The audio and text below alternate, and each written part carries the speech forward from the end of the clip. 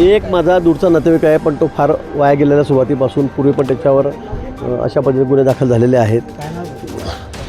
तन्मय महाजन या ठिकाणी म्हणून कार्यकर्ता नाहीच आहे तो, पण तो फार गॉन केस आहे हे सगळ्या गावाला माहिती आहे.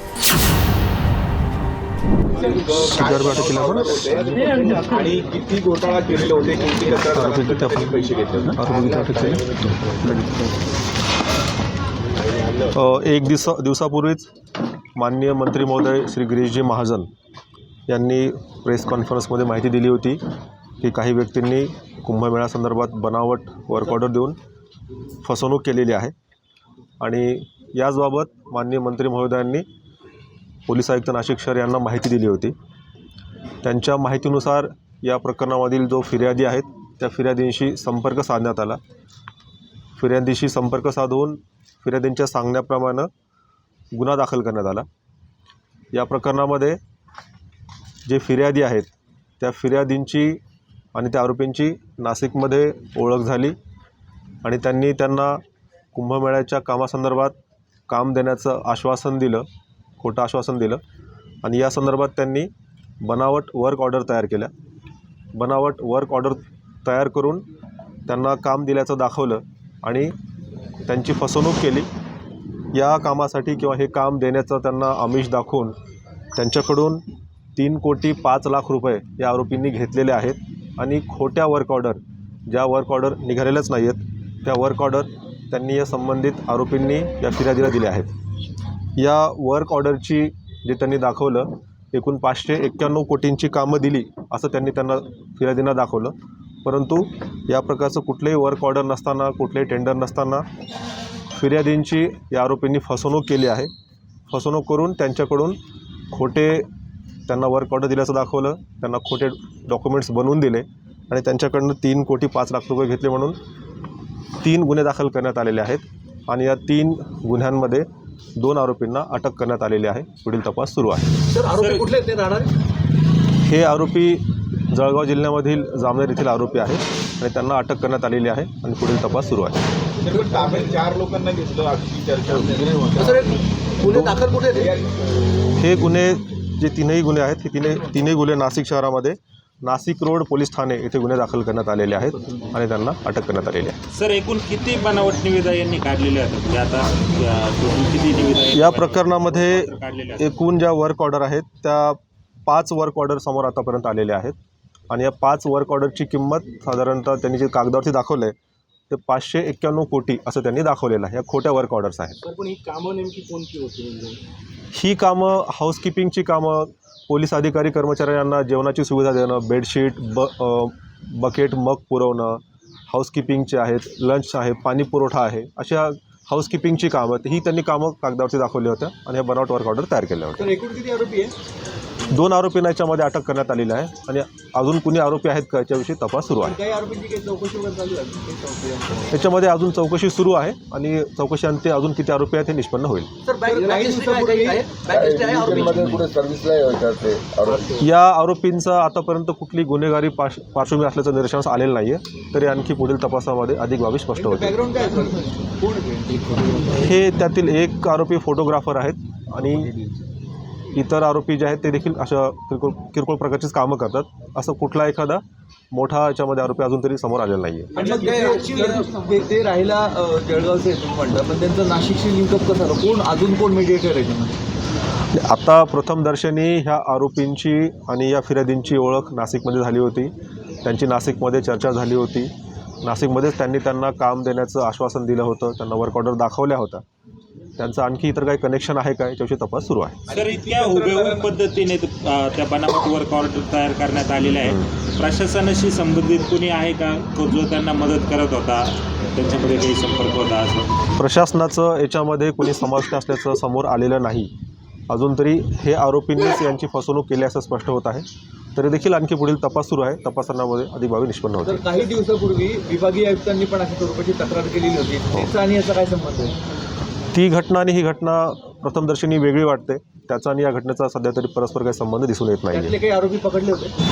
त्यातील आरोपी त्याच वेळेस अटक झालेले आहेत. ह्या घटनेमध्ये ही स्वतंत्र घटना आहे आणि याच्याविषयी कालच गुन्हा दाखल झालेला आहे. 2 आरोपीच्या मध्ये अटक झालेले आहेत. पुढील तपासामध्ये अधिक बाबी आणखी स्पष्ट होते. ट्रान्झॅक्शन कसं झालं पैशाचं? त्यांना अकाउंटवर त्यांना पैसे दिलेले आहेत, खात्यावर त्यांना त्यांचे पैसे पाठवलेले आहेत. सर, या ज्या बनावट वर्क ऑर्डर होत्या तर त्यांनी कशाच्या पद्धत म्हणजे कशाच्या सहाय्याने बनवण्यात आल्या, कशाचा वापर केला? त्यांनी त्यांच्या शहरातीलच एका कम्प्युटर सेंटरवरती हे बनावट वर्क ऑर्डर तयार केलेले आहेत. त्याच्यामध्ये आतापर्यंत असं स्पष्ट झालेलं आहे. आरोपी आणि कुंभमेळा मंत्रींचा काही संबंध असल्याचं त्यांनी भासवलं होतं. नाही, याच्यामध्ये त्यांनी फक्त सांगितलं होतं की आमच्याकडे असं कामाची माहिती आहे आणि ही काम आम्ही तुम्हाला देऊ शकतो असं म्हणून त्यांना त्या बनावट वर्क ऑर्डर दिलेल्या आहेत. अर्थात तरी यांचं काही राजकीय पक्ष किंवा इतर कोणी मोठे अधिकारी किंवा कोणी पदाधिकारी यांच्याशी या आरोपींचा काही संबंध असल्याचं आतापर्यंत समोर आलेलं नाही.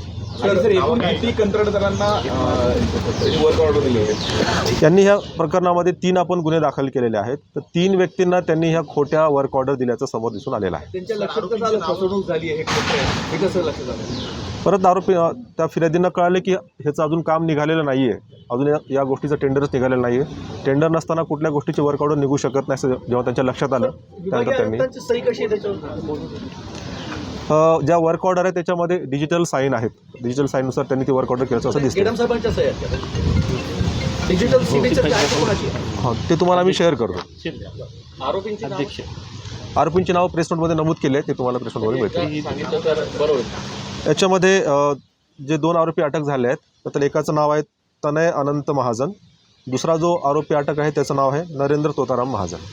तुम्ही महाजन आहे पाहिजे महाजनांकडून महाजनाची फसवणूक. तन्मय जो आहे त्याच्याविषयी असं म्हटलं जातं की तो महाजन यांचा नातेवाईक असल्याचं वाचून मुंबईत पण असे व्यवहार करत होता आणि नाशिकमध्ये पण त्यांनी तेच भासवलं. सध्या तरी या प्रकरणामध्ये असं काही निदर्शनास आलेलं नाही आहे. सध्या या प्रकरणामध्ये कोणत्याही मोठ्या व्यक्तीचा, अधिकाऱ्याचा, पदाधिकाऱ्याचा काही संबंध किंवा त्यांच्याशी काही संबंध आरोपींचा असल्याचं समोर आलेलं नाही.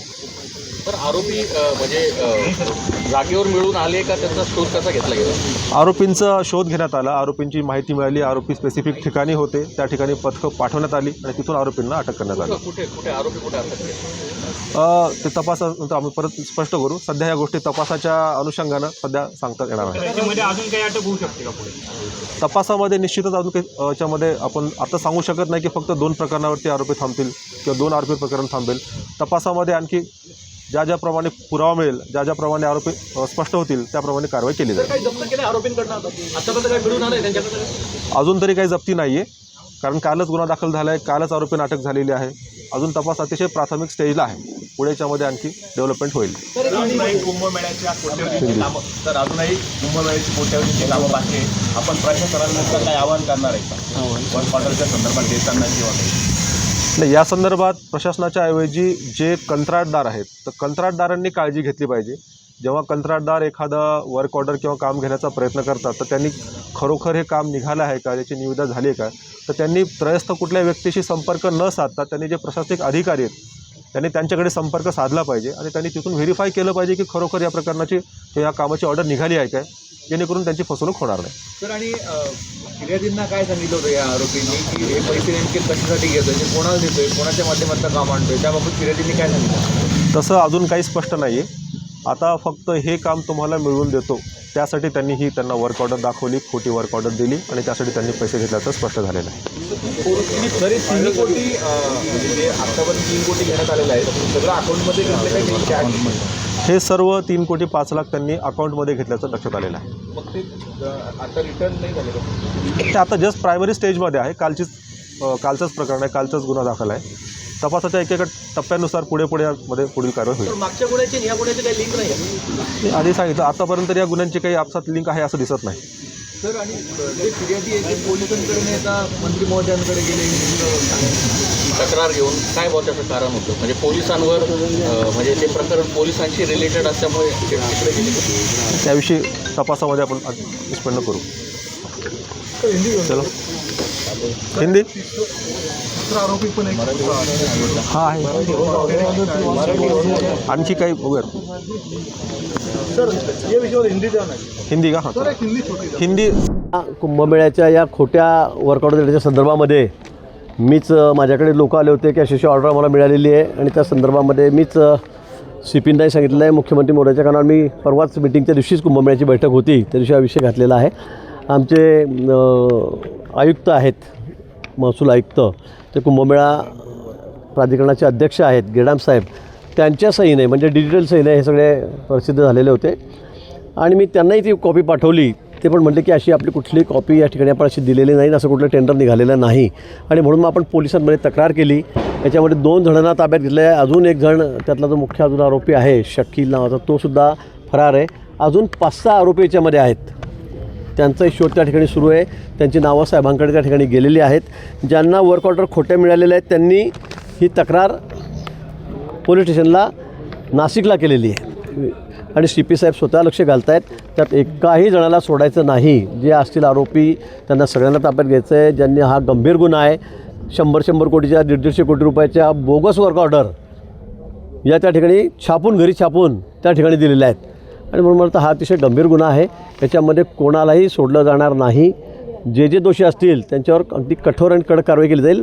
कारण यापुढे असं कोणी करणार नाही.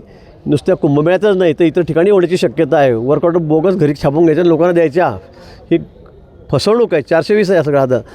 म्हणून मला असं वाटतं की या संदर्भामध्ये कडक कारवाई होईल. पोलीस त्याची चौकशी करतायत. भाऊ, या प्रकरणामध्ये जे 3 लोकांचे जामनेरमधून अटक केलेले आहेत, ताब्यात घेतलेले आहेत, त्यापैकी ते तिघं भाजपचे कार्यकर्ते आहेत.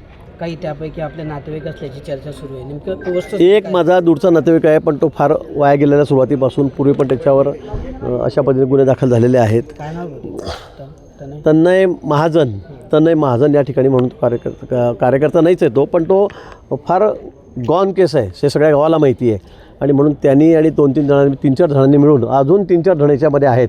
त्यांची नावं CP साहेबांनी मला सांगितलेली आहेत. त्यांच्या तोडून ती सगळी निघालेली आहेत. मला वाटतं 7-8 लोक यामध्ये सापडतील अशी शक्यता आहे. त्यांच्यावर अतिशय कडक कारवाई